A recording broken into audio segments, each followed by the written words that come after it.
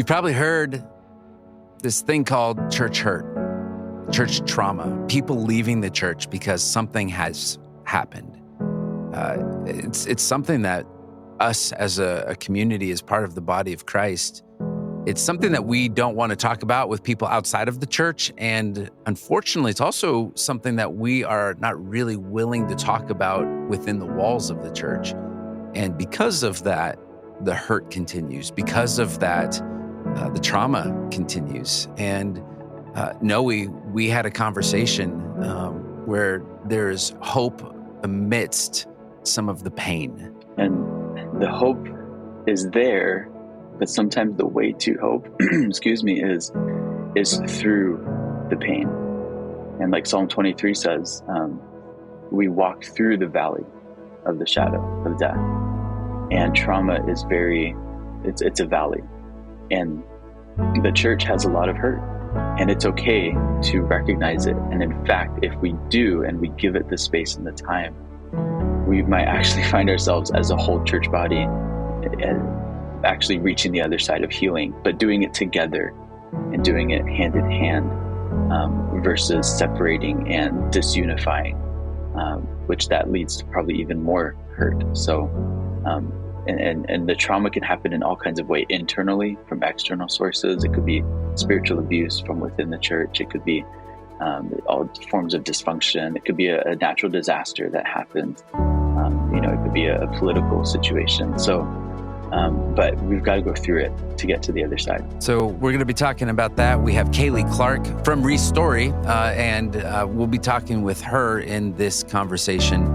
If you know somebody who's gone through it, who's experienced it, and maybe still recovering from it, this would be a great episode to lean in on here on the Life After Ministry podcast. Hey, Kayleigh Clark, welcome to the Life After Ministry podcast. Good to have you here. Thank you for having me. It's good to be here.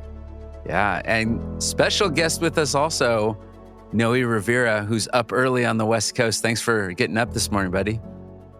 Up with the birds. It feels good. We used to say we woke up the rooster when you get up that early, so it's good to have you. Noe, you came back from a conference a couple weeks ago, and you let us know that you met Kayleigh. Give us a little bit of the background of the conference and the conversation that you had with her, and why are we doing this? Why are we having this conversation right now? It was actually really wonderful to meet Kayleigh there. And so at the Common Table Conference, we were able to gather as a group, around 100, 150 people out at Biola in Southern California. And it's actually a really wonderful conference of people that are really interested in the intersection of psychology and the Christian community and clergy. And so really intersecting those areas and the mental health, and specifically mental health for ministry leaders and the impact on churches and congregations. And the speakers were great. The conversations were great. And the way they set up this conference is more intimate, where you do a lot of roundtables and a lot of discussions together versus just sitting in the room and only listening to a main speaker. And so Kayleigh, it was really great to sit next to her actually and really understand her work of what she's doing in her role. And every time she would speak and give some input in our roundtable, so we were part of the same roundtable discussing forced terminations and toxic congregations. And so it's kind of a big topic. And so whenever she would talk, I'm like, oh, she really understands this topic. Like, she gets toxic congregations and forced terminations. And I'm like, I just have to learn more from her. I feel like there's just a lot coming from her that, and we'll get more into kind of who she is and obviously what she offers in this realm. But I was like, I have to learn more and I have to understand what's going on. And then I was feeling, because I want to learn more, I'm like, other people should know about what she's saying and what she's learning about just the challenges that are facing the church, especially when it comes to trauma and the impact on the collective church. And so I was like, we got to get her on the podcast. We have to talk and have the broader audience hear what she has to say. Yeah, it's amazing that number one, we even have to have conferences and conversations like this for the church. And then I'd also say, thank God there are conversations that are happening like this for the church. I think it's needed, and I think we've even seen just in the couple years that pastoral transitions has been around, we're starting to see a little bit of a groundswell of a little bit more paying attention as we see the dysfunction, as we see the hurt, the trauma that takes place in the church. So, Kayleigh, how did you get started in really pursuing this and being part of this conversation? Sure. Yeah, it's kind of one of those things, right? Where I just said I really understand toxic congregations, and that's always a question: how does one come to really understand toxic congregations? And for me, it's a both and. It's both the research that I've done, but also the life that I have lived. And so I am fourth generation clergy. And so I come from a long line of pastors and people who love Jesus and love his church. And quite frankly, I've always been most at home amongst pastors and within the church. But when you grow up in the parsonage, you quickly realize that the church is not immune to the suffering of the world, and that trauma happens both within the church and outside of it. Mm. And so, we were part of several pastoral transitions. I went to 3 different high schools in 4 years, so we moved a lot. So we were parts of lots of pastoral transitions, some done well, some done not so well, and got to kind of witness some of that firsthand. But still felt called by God to become a pastor myself. And so entered into ministry. And I'm often asked if I became a pastor because I was a pastor's kid or in spite of being a pastor's kid. And I always say yes. It's a little bit of both. And the reason being, the church has always been, for me, my second home. It's my family. And I've always seen how beautiful it is, and how when it's being what God has called it to be, what God has created it to be, it is the one organization, the one community, the one family on this planet that can bring hope and healing and wholeness when it's being what God has called it to be. But I've also seen how it can be a place of great harm. And so it's both for me, it's holding that tension in that middle place of needing to name the pain and the suffering, but holding on to the hope of what the church can be. That really, kept me in ministry.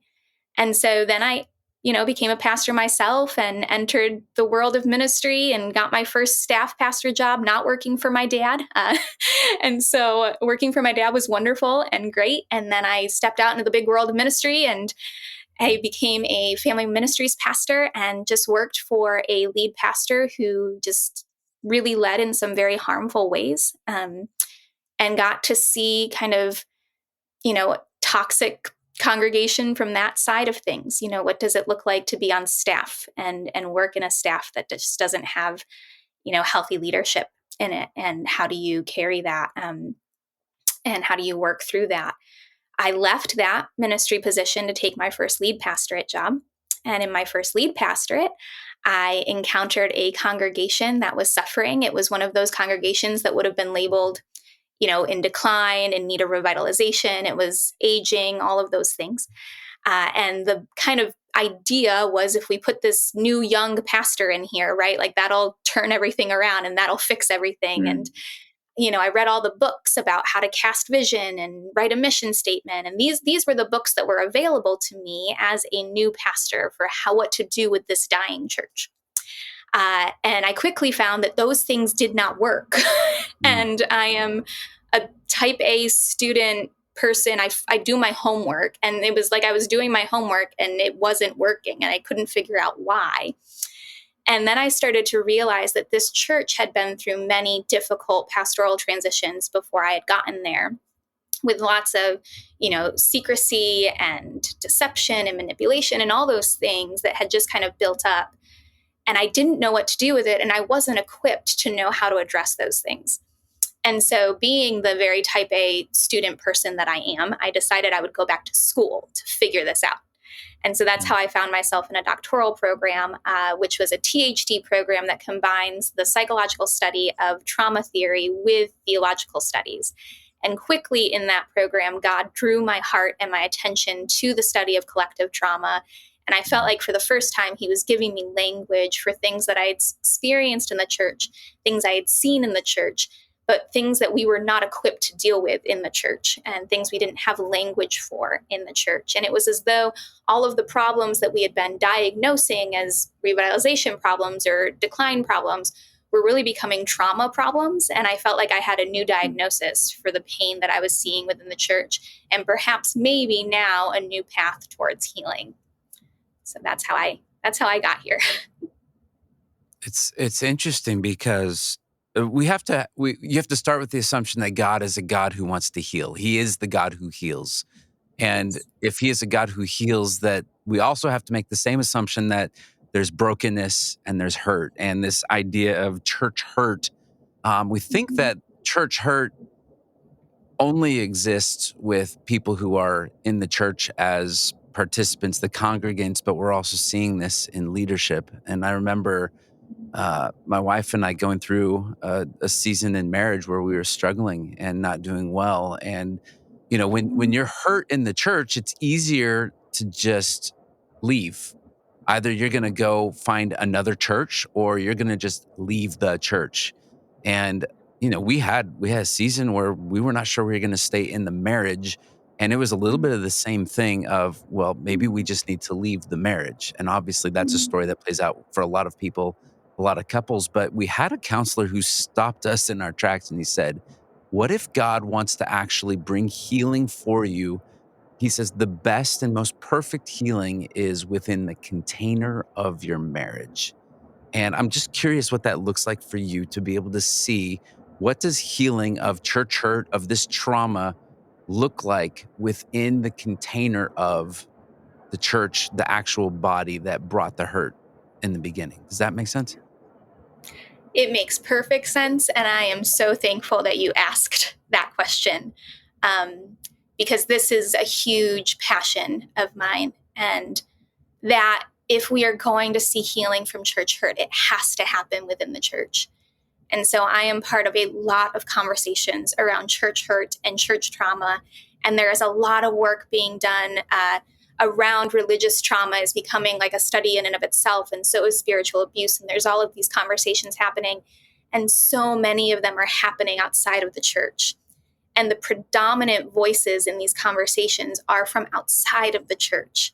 And I'm thankful for that research and I'm thankful for that conversation. But I am convicted and stand in this conviction that if the healing is going to come, it has to happen in the church.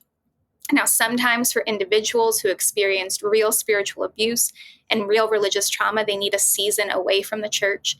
And they need, I'm not saying this replaces counseling or any of that. Those are all super important and valuable. But if it's going to end, if religious trauma is going to end, if church hurt is going to end, if we don't want to get to a place where we don't have to have these conversations anymore, then that change has to happen in the church. And that involves pastors and church leaders discovering God's heart for what it means to bring healing. And there's this really powerful passage in scripture that I go to all of the time that's in Jeremiah 23. And it's this section where I believe that God, he's calling out church hurt in the Old Testament. And he's calling out these religious leaders and he's telling them, you haven't shepherded my people. And you've let them wander and you've harmed them and you've only looked out for yourself, right? He's calling out the harmful religious leaders. But what's powerful to me about this passage is God's solution. And so God's solution to this problem is I am going to raise up new shepherds. In other words, God's solution is not to come up with a new system or a new organization. No, he's just going to raise up new shepherds who are going to shepherd in the way that he's called them to. And I really believe that that's the answer to this church hurt, is that when people who love Jesus are going to choose to be his body and his bride in the way that he's called us to, that's where the healing's actually going to come. And we can't wait for it to just happen outside of the church. It has to happen inside of the church. And that's the only way we're going to see true healing, because the healing that God wants to bring is this radiant bride that he describes in Ephesians. He wants to see his radiant bride. And so I am committed to working for that radiant bride in whatever way that I can. And Kayleigh, as you're talking, I can almost hear that the passion come out, and how in the beginning you were saying for you, you hold both.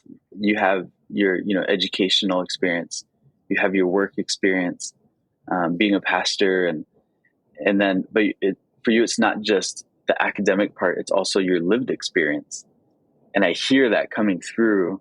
And so I guess my wondering with that is, for you, what have you seen, because you've been through this yourself? So what have you seen as helpful things, helpful conversations, helpful even through your research, things that are moving this forward towards its progress, to begin the conversation? Because it sounds like the conversation is just even beginning in these years of, wait a minute, hold on, the church is hurting, and we have to give credence to it. We've got to give a voice to it.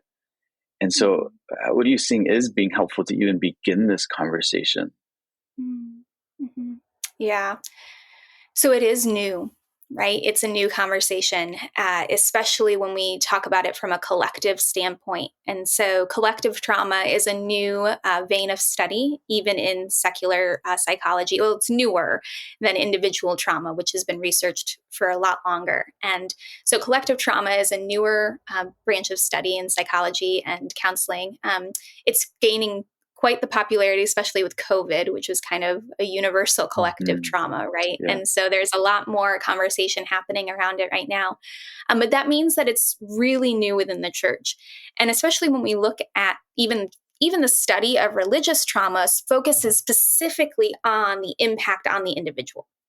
And so individuals who have walked through religious trauma or spiritual abuse, and it's missing this collective component, this collective aspect of the conversation, which I do believe is really important, that entire congregations will feel the pain and feel the suffering, and sometimes experience collective trauma as a whole. And so what I'm finding is helpful is both, it starts with being able to give language to these things. Because these things have been happening, but people don't know what to call them. And they haven't ever been told that perhaps collective trauma could be what is, guiding them, forming them, shaping their behaviors. I think a really good place to start that I've found really helpful is a reframing of what we're calling toxic congregation or toxic congregations or harmful congregations. I think the starting place often when we approach congregations who are in decline or who have behaviors that are harmful has always been to ask, what are you doing or what's wrong with you? And so that's where we get things like, these lists of things that deceased churches have, right? Or these things that lead to declining churches. For me, a better starting point question is always what has happened to you. And I believe that if we start there, and if we approach congregations and we approach, ministries with the question of what has happened to you, and this posture of curiosity that says, compassionate curiosity, a posture of compassionate curiosity that comes to these congregations, and instead of seeing them as the problem, and instead of seeing them as what is causing harm just because they're harmful people, if we can step back and say, well, what has happened to you? And maybe we get to start unpacking why they have great distrust for anybody that wears the pastoral title, right? Maybe we can start unpacking why any suggestion of change, whether it be something as simple as, changing the paint color of the sanctuary to something as dramatic as getting rid of pews, which we know that can cause upheaval, right? But if we can start asking, well, why, and start looking back at maybe things that happened to the congregation, maybe ways that change was not led well before, maybe ways that pastors misused their authority before, and we can start to kind of unpack those things. Then instead of it becoming this almost us versus them mentality, right? Where it's, the pastor or the leadership against the congregation trying to get on one page. It can become this, working together for greater healing and wholeness, and understanding one another's stories in a way that leads us to greater health and unity and clarity. And so that would be where I would start. Mm. How much of this is, I mean, is this, I know it's a problem in pockets. And we, if I worked at a hospital, all I would see is sick people, and my purview for, like, wow, the world is really sick. But, and so we see this, and we get, calls from pastors all the time and constantly in those conversations of there's brokenness in the church. But for those of us who are operating in this space all the time, it feels like, man, this is rampant on a global scale. And I'm not even talking like worldwide, but like maybe just here in the States. But like, how big of a problem is this? Are we making a bigger problem of this than we should, or is this actually a real problem? And one of the things that Noe told me after he talked to you is he says she knows a lot of stats. So I'm even just curious of, like, what are some of those numbers that maybe contextualize the vastness of this problem, or maybe it's not all that vast? Sure. Well, I will say, unfortunately, there are not a lot of stats yet on congregational trauma as a Mm. whole, right? Because this is still very new. And in fact, a lot of the research that's been done around congregational trauma deals more with what I would call kind of external trauma. So when a congregation experiences, like a school shooting in their community, and what does that trauma look like for the church to process? Or when there's a Mm. natural disaster around the church, that's where a lot of the research has been done. And so there's less research done on trauma kind of within the church, as far as, and specifically when we're looking at, you know, the difficult, the really sticky ones like the clergy misconduct and those kind of things. Now that is increasing in research, mostly because of the secular media who keeps, calling it out, right? So we're getting a lot more Mm. stories about these things and realizing, okay, we need to deal with them ourselves. But what I will say there are more numbers on is more the prevalence of kind of individual religious trauma and individual spiritual abuse. And so those numbers are quite devastating, honestly. There are things like, I think it's 1 in 4 people have experienced some kind of spiritual abuse. Like, it's a high number. Now, if you take that number and you think, okay, well, now apply that to a congregation, now you have a high number of people within a congregation who feel as though they've experienced some kind of spiritual abuse or religious trauma. And where does that come from, right? So that religious trauma and spiritual abuse come from places where, spiritual abuse specifically comes from places where religious power is misused to harm individuals, right? And so then that kind of opens your eyes to some of this is more widespread than we would like to think it is. Then when you take just stats on trauma in itself, right? Like, 75% of people, and this is worldwide, have experienced some form of trauma. And then you apply that to congregations and you think, okay, 75% of my congregation has probably experienced some form of trauma. Well, how many of your pastors are actually trauma informed? How many people who are in charge of handling pastoral transitions are trauma informed in such a way that they can do those things without increasing trauma for Mm. people? Right. And so Can that's you where I think we get can you more of that. actually, I know I'm hanging out with the psychologist this morning, but what does that mean for a pastor to be trauma informed? What Yeah. extra is this training, or is this just an Mhm. awareness? Like, help me understand Mhm. that a little bit more. Yeah. So I would say it requires some training, right? I don't think every pastor is going to go out and get like a psychology degree, but it requires some form of training that gives you a baseline understanding of trauma so that you can make decisions based on your understanding of trauma that move towards restoration instead of moving towards more harm. And Right. so it's simple things sometimes, like even just being able to approach scripture and realize, oh, this passage of scripture has some I mean, there's a lot of passages of scripture that have some trauma in them, right? And so it's being able to look at that and go, okay, so how am I going to preach this text in a way that honors the suffering of the people in the pews and honors the suffering on the page, but doesn't put somebody into kind of like a spiraling. And so you see things that can be simply done are just, even trigger, what are called trigger warnings. And so, oftentimes if there's because I go to all these conferences and talks and stuff that are mostly on trauma, they'll often begin with, we're going to be talking about trauma. If this is too heavy for you, please feel free to step outside. Please feel free to take a breath. Or even, and I've done this when I've led trainings on trauma for pastors, we'll stop because I realize I'm giving them a lot of heavy information because we do a lot of talk about abuse.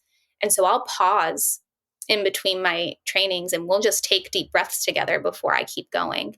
And so it's this awareness of what's happening within people's bodies based on trauma responses that then informs our practices so that we shepherd in a way that will move people towards greater healing instead of causing them to spiral into more hurt. Yeah, and that lens of trauma, like you were saying a little earlier, it just really strikes me how I think for an individual basis, we are doing well, I'd say, just from my understanding of the church as a whole, but also how the mental health is a lot more, quote unquote, like allowed within the church realm. And not only just allowed for individuals, but I think I've really seen moving forward of that mental health services and acknowledgement of mental health, emotional health is okay, even for clergy and for ministry leaders. And so now what I think I'm hearing you say is, hey, we also need to take the same perspective as the collective whole of the church and with a trauma-informed lens, which can really, I think what I'm hearing too is it helps slow you down. It helps slow someone down of, hey, we're not just looking at the surface level issue and the topic, but there's a mountain or a molehill underneath that perhaps is why the things on the surface is happening. And what if we come at this at a, like you said, a compassionate care and understanding, and not to dismiss the surface pain, not to dismiss and to not hold things accountable. But if we want to stop the cycles, it somewhat actually reminds me of in my services that I do in counseling is people come into counseling individually with a lot of surface hard stuff that either they're really walking through anger or sadness and it's impacting their life. They're in addictions, or they are, wanting to harm themselves, or it's a lot of surface issues. And in psychology and mental health, and I'm a MFT, a marriage and family therapist, but we're obviously trained in is not to come in and just fix their issue. We're trained to listen to their history and ask, how did this happen? What is going on for you that this even became a thing? Because if you could understand the roots, then you can actually help change the fruit. And I think what I'm hearing is you're saying, hey, let's actually come into congregations. Let's understand and ask maybe the congregation as a whole, almost like a counselor for a congregation, and ask, hey guys, there's a lot of surface things happening here. So what are the roots here? And let's have a compassionate understanding and a care that the trauma isn't necessarily, no one necessarily desired for it to happen, but it's happening. And underneath, there's a lot of residual just pain and the threads of pain happening in this congregation, and asking the whole as a congregation. So it just gets my mind rolling to different ideas of how we could solve of like, maybe we need to have a lot more roundtables with churches and a lot more town hall events for churches themselves, and say, hey guys, you guys went through a huge transition. Let's talk about it. Let's breathe. Let's soak this in. Let's really understand this in a healthy, compassionate way to have hard conversations, but do this within the context of the church, like you're saying, and receive healing within the context of the church. So don't have a question with that. I just have this, I really understand that what you're saying can be powerful of how to approach this different within the church. So thank you for sharing that. Yeah. Kayleigh, what does it look like then? You're not just talking about it and attending conferences and doing workshops, but you have a ministry. Tell us about the ministry, and I want you to share the name and how you came up with that name. But what does some of that look like as you're uh, trying to be a force of you get to be a carrier of, as we kind of talked about in the beginning, that God is a God who heals, and we are. He's looking for partners in His work here on earth, right? So, what does that look like as you're carrying that light and that torch into some of these places of brokenness? Yeah, thank you. So I started Restory, which is a nonprofit that started about a year and a half ago in June. And so yeah, Restory is the name of it, and it comes from my doctoral studies. So when I was reading and studying trauma theory, they would use this word of Restory to describe what they were inviting clients to do in their trauma healing process. But when I read the word, I immediately thought that sounds like a very church word. It sounds like a Jesus word. That sounds like what our God does, is that he's the author of our story, and he's constantly helping us restory it. And one of the key missions of Restory is to act kind of as a bridge between the psychology research world and the church world. And what I consider, the way that I approach my research, is that I'm always trying to kind of translate these psychological concepts into language that makes sense to pastors and clergy so that they can implement it and they can use it and they can learn from it and they can recognize it within their own congregations. And so I thought, well, let's take this psychological word that I think will resonate really well with clergy, and let's use that to help build this bridge. And let's also use it to help capture the imagination of what we believe God is doing within the church. That we truly believe that trauma does not have to write the church's story, that a new story is possible, and that God is in this process of helping us discover what that might be. Because it is a discovery process. It is this journey of unpacking, okay, trauma has caused your story to be XYZ, but what is God actually at work doing so that your story can now be something beautiful and part of God's restorative mission for the world? And so that's who we are. What we do is kind of varied. So we offer resources, training, and consulting for churches and pastors and church leaders. And so we set out, to be fully honest, we set out to be primarily a consulting ministry where we wanted to come alongside churches and journey with them in kind of a 1 to 2 year process of healing from collective trauma. And we still greatly, desire to do that. But what we realized was that people didn't have the language for it. And so we quickly entered into more of a season of training. And so right now, what we primarily do is we primarily train pastors, church leaders, denominational leaders in recognizing and understanding congregational trauma, recognizing and understanding religious trauma, spiritual abuse. And then we also do a lot of training around secondary traumatic stress in clergy and how you can properly care for clergy themselves and for denominational leaders and others who are kind of in charge of caring for clergy.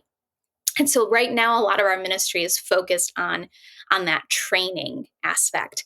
And then we also provide different resources for churches and pastors to use, both kind of personally. And a lot of our resources are designed to help pastors weave restoration into everything that they do. And so I'm a big proponent of saying, like, look, just to be a trauma-informed church doesn't mean you have to overhaul everything. I can guarantee that you could look right now at your weekly worship service flow and identify a few key places that you could just add in some restoration language, that you could just add in some tools of lament, some naming of suffering, some different things that you could easily weave in. And so a lot of the resources that we offer are not to help people kind of overthrow everything they've been doing, but recognize where they can just weave restoration into the liturgy of their church already. And so those are kind of the three main things that we do. We do the consulting, which can either be congregational wide, or we'll do clergy coaching. And so if a clergy person finds themselves walking through a really difficult situation with a church and they don't quite know how to navigate it, we can come in and do some clergy coaching. We can do whole congregation partnerships where we do some of what Noe was saying, where we actually we do these timeline exercises with churches that are beautiful and often so enlightening, when we help churches kind of sketch out the timeline of their church story, and we identify places of great joy and these moments of celebration, and then we go back through and we identify some moments of great pain and suffering, and we see the ways in which they all intermingle, and then we are able to walk the church through a process of identifying when those painful suffering moments happened. The moment ended, but we carried this thing with us, and it's still informing our values and our behaviors. And so we do that with churches. And I tell churches that's going to take us a year at least, because for a congregation to come to a deep awareness of maybe the trauma that they're carrying takes a really long time. And then we don't want to just leave them in a place of awareness, but we want to bring them to a place of great hope and a place where they can imagine a new future. And so then we spend the rest of our time going, okay, who is God going to ask us to be? Who do we want to be? And how do we move forward into this new imagination and this new story? So that's what our kind of congregational partnerships look like. But like I said, right now we're trying to help give people language. And so we're doing a lot of training for pastors and churches and denominational leaders. Kayleigh, I love it. I think sometimes what we think is that healing, it's never as quick as we want it to be. I remember my friend who, when he went away to college, he would come home on the summers, and there was always projects around the house that his parents wanted to do. And there was a summer where he came home, and the question was, do they paint the back deck another coat of paint and try to make this old deck look like it was going to be okay? And as they started to look at it, they just saw the rot from the inside over the years, because it was just old, right? The wood wasn't lasting. And so they had the two options that they had were throw another coat of paint on and see if it lasts another year, or do we actually take down the whole thing?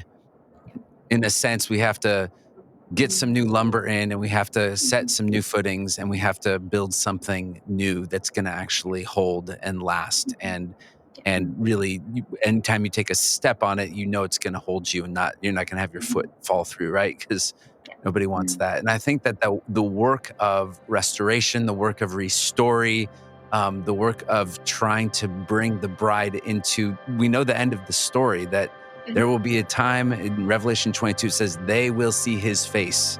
The bride sees the face of the groom, Jesus, and his face is not one of disappointment. It's awesome. So from now until that day, we have work to do.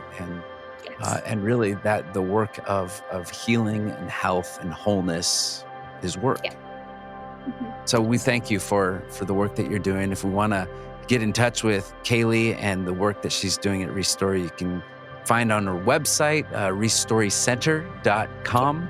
And we'll put that link in the notes if you're listening. But Kayleigh, we're blessed. I'm so glad that Noe has met you and brought you in, and now you're stuck with us. So welcome to the family here at Pastoral Transitions. We love it. You're our people. So thanks for being here today. We appreciate it. Thank you for having me. Yeah, this has been an honor. Kayleigh. Thank you.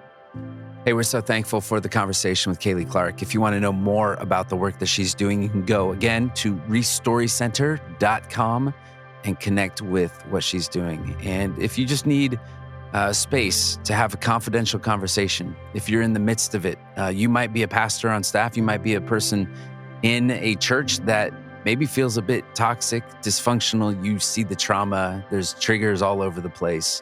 We'd love to have a conversation and be able to point you towards what healing might look like. And believe it or not, a lot of the work that we do at Pastoral Transitions, we're working with pastors who are hurt. We're working with pastors who are in the midst of their own life circumstances, trying to keep their head above water themselves. They're dealing with difficulties with difficult people, situations within their own families, and they need help. And we just want you to be encouraged that there is healing that's taking place. And there are many of you who are giving towards this effort. A lot of the folks that are coming to us are coming without the funds necessary to be able to get the help that they need. We would love to be able to give everything away for free. We never turn anyone away, but there's also a limitation because of finances. If you feel compelled to be able to help pastors who are in transition, If you have a heart for helping pastors who want to stay in church, but they just need the help to be able to get firmed up, to get that healing, go to our website, pastoraltransitions.com. There's a button there that says donate, whether that's from your church and you want to be able to support and partner with us in the work that we're doing, you individually, whatever that might look like, we take that, we put it to use, and we are helping to bring that healing for the church, for the kingdom, to be able to be a light to the world.